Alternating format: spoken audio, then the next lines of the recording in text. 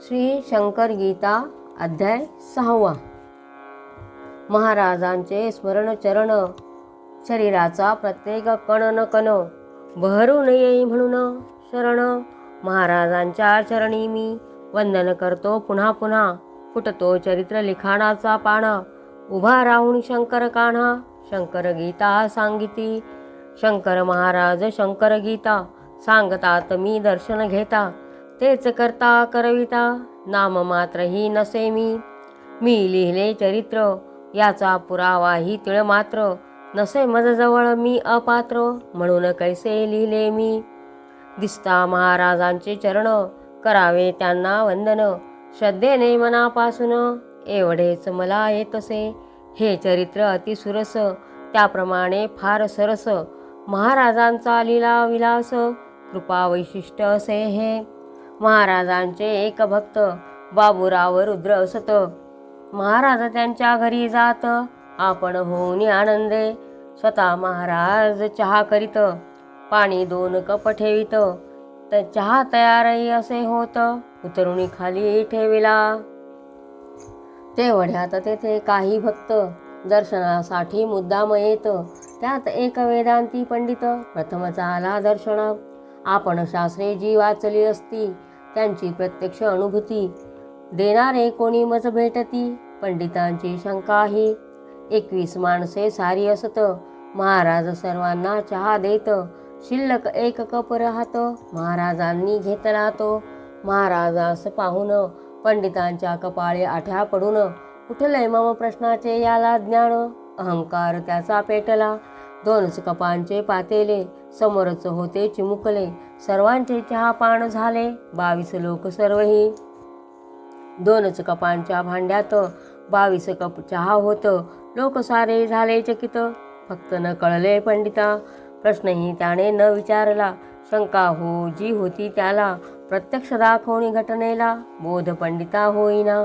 म्हणून महाराज पंडिता सांगत, तोंडात आणि नाकात एकच बोटाचे अंतर असत. बोट लावून पहा की, नाकावर बोट ठेवणी, मिशीवर पीळ देऊनी.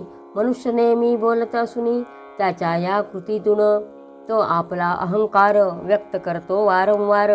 किती किळसवाना हा अहंकार, तुम्हा माहीत आहे का.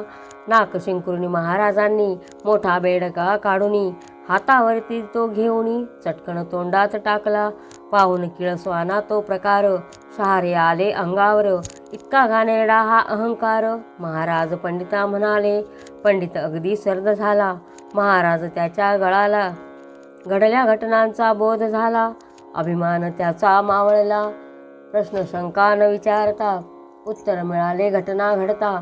महाराजांचे चरण दिसता, चरणी मस्तक टेकवी. बाबूराव रुद्र उभे असत. महाराज तोंडातील 1 दात काढून समोर ठेवित. सर्व दात काढले. संध्याकाळी रुद्र पाहत, महाराजांच्या तोंडात सर्व दात अगदी पूर्ववत. रुद्रचकित झाले. एकदा आप्पा बळवंत चौकात, महाराज टांगा बोलावीत. बसता 2 थोबाडीत, दिल्या टांगेवाल्याच्या.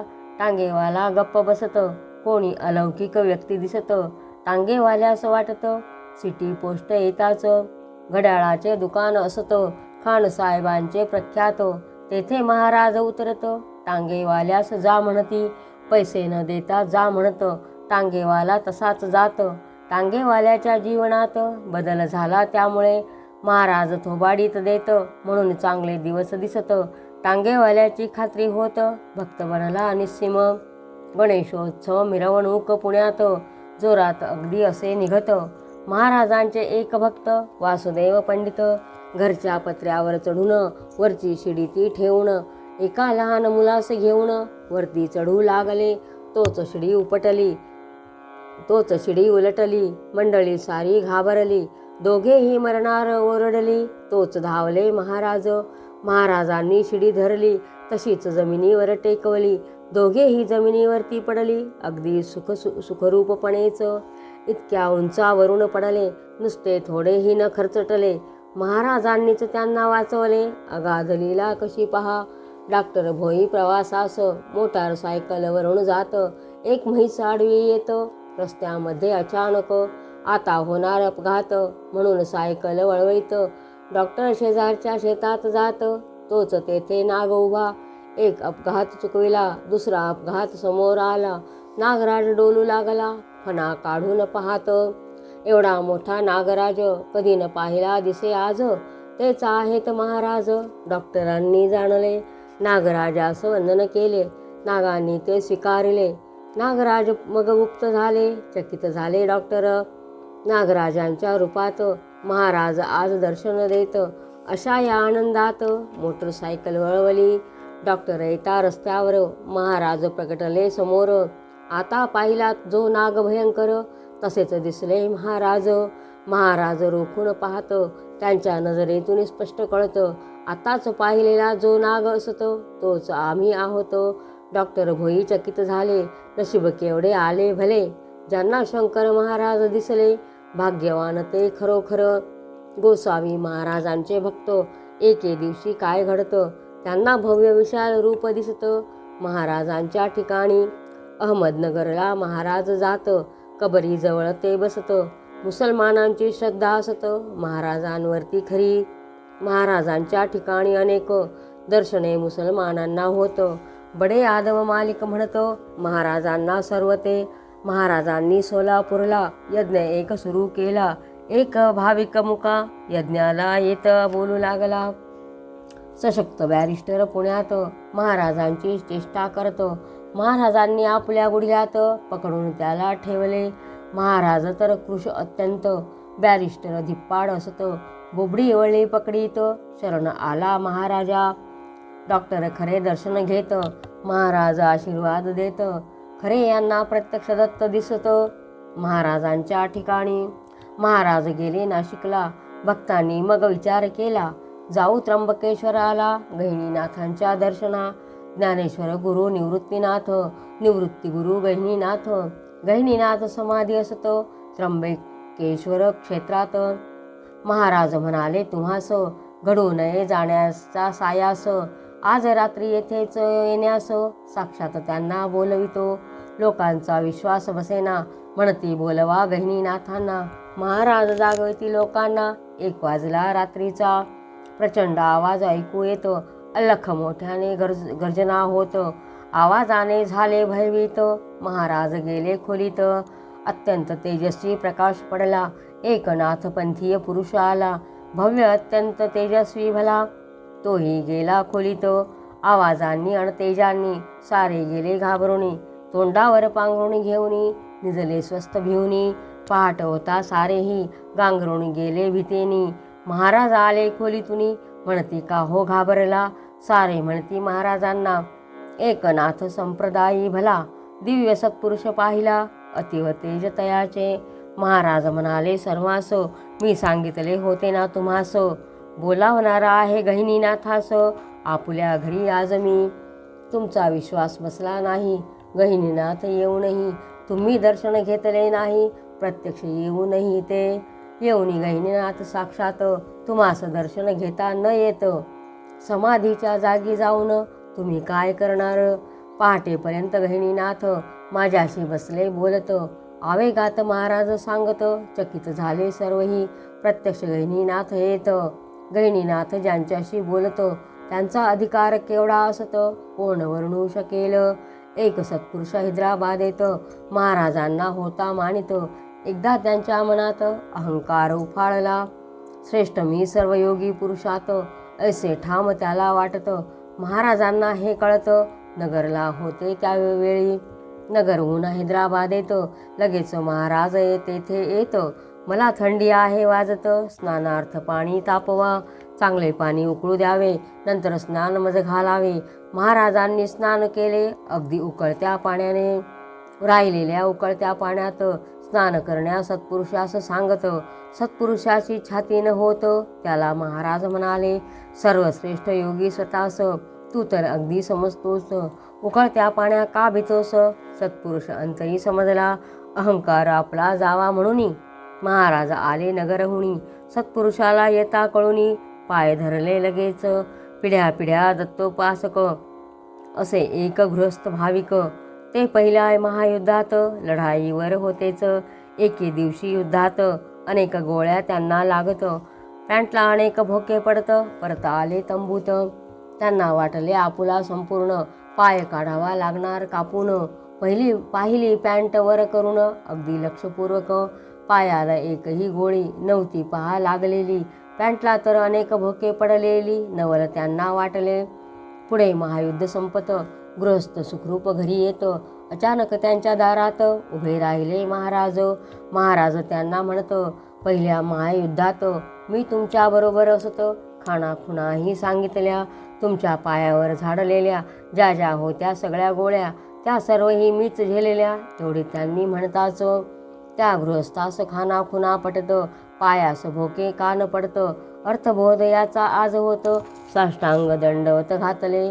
महाराज ज्या भक्ता घरी उतरत त्याचा 10 वर्षाचा मुलगा संगे घेत नगरहून गिरणारला जात. भक्ता समवेत महाराज गिरनार पर्वताच्या पायथ्याशी आले मध्यरात्रीशी. गिरनारच्या रांगा आकाशाशी हितगुजच होत्या करीत. महाराज म्हणाले अगदीवर या पर्वताच्या शिखरावर 10,000 पायऱ्या चढून सत्वर आपणास आहे जायाचे. महाराजांची आज्ञा झाली. मंडळी चालू लागली. मुलगा चालण्या तयार न मुळी. महाराज घेती खांद्यावर. महाराज मुलास खांद्यावर घेत झपाझप पावले टाकत 10,000 पायऱ्या ओलांडत डोंगर चढून गेले ते. अगदी अर्ध्याच तासात शिखरावर दत्तात्रय स्थान असत. तेथे महाराज जाऊन बसत. लोक होती चकित. ज्यांना मदतीशिवाय चालता न येत ते मुलास खांद्यावर घेऊन चढत. 10,000 पायऱ्यांचा पर्वत शक्ती कसली म्हणावी. गिरनार पर्वतावर महाराज जात अलख ऐसे पुकारत. शेकडो साधू तेथे जमत. मुलगा चकित झाला. अगदी काळोख येथे असतो. ठिकाण उंच उंच अत्यंत शांत. साधू कोठून कसे येत कोडे कसे कळणार. महाराज गिरनार पर्वतावर 8 दिवस राहत. सारखे पर्वतावर हिंडत निसंकोच चोहीकडे. अनेक वाघांच्या समवेत एकदा महाराज होते हिंडत. पंचमहाभूते ज्यांच्या ताब्यात त्यांना भीती कशाची. हिंडून महाराज आले. वाघ सारे निघून गेले. हे सर्वही ज्यांनी पाहिले अवाक बनले भक्त ते. गिरनारहून निघताना महाराजांच्या आले म्हणा जेवण द्यावे साधूंना. शंख फुंकला तेथेच. दत्तात्रयांच्या स्थानाजवळ स्वयंपाकाची जागा असत. कणकीचे गोळे भाजत. दुसरा पदार्थ भजी हा. महाराजांनी शंख फुंकला. साधूंचा मग लोंढा आला. सारे बसले जेवावयाला. प्रशस्त जेवण सर्वांचे. कणकीचा गोळा एवढा मोठा. मोठ्या नारळा एवढा. 150 ते 80 खावयाचा. गोळे साधू प्रत्येक. भक्त करती विचार एका गोळ्यात आपण ठार. 80 गोळ्यांचा त्यांचा आहार. केवढा प्रचंड आहार हा. एकाचा प्रश्न साधूस तसा. एवढा तुमचा आहार कसा. प्रश्न ऐकून त्याचा तसा. साधू त्याला म्हणाले जेव्हा येतात अवधूत तेव्हाच आमचा आहार असत. एरवी आमचे खाणे असत. वायू भक्षण सर्वदा. दुपारचे 12 वाजत. भोजन पंक्ती सुरू होत. स्वतः महाराज वाढत. तृप्त साधू होतात. अगदी मध्यरात्रीपर्यंत सारख्या पंक्तीचं चालत. एकूण किती पंक्ती होत. किती साधू जेवले. अन्न किती ते लागले. अन्न कोणी शिजविले. धान्यही किती लागले. दिले कोणी धान्य हे. धान्यही कोणी आणले. गिरनारवर कसे नेले. स्वयंपाकासाठी सामान सगळे कोणी कसे आणले. साधूंना कोणी बोलावले. साधू होते हे कुठले. साधूंना हे कसे कळले. कशी भोजन व्यवस्था. एवढी पंक्ती वाढल्या कुणी. पाने काढणे मांडले केले कुणी. स्वयंपाक पात्रे आणली कुणी. व्यवस्था काय पाण्याची. रात्री प्रकाश व्यवस्था काय असतो. कोण कशा रीतीने करतं. अशी 21 प्रश्ने अनुत्तरित. उत्तर त्यांचे स्वयमेव. साधू म्हणती जिथे अवधूत तिथेच आम्ही भोजन घेत. यावरून सिद्ध होत महाराजच अवधूत. येणाऱ्यांची जी भाषा असत महाराज त्याच भाषेत त्या गृहस्थाशी बोलत चकित होई येणारा. चरण महाराजांचे स्मरण चरित्र चालले हे गहन. 6वा अध्याय हा लिहून समाप्त येथे झाला. संतवर्य योगीराज सद्गुरु राजाधिराज श्री शंकर महाराज की जय.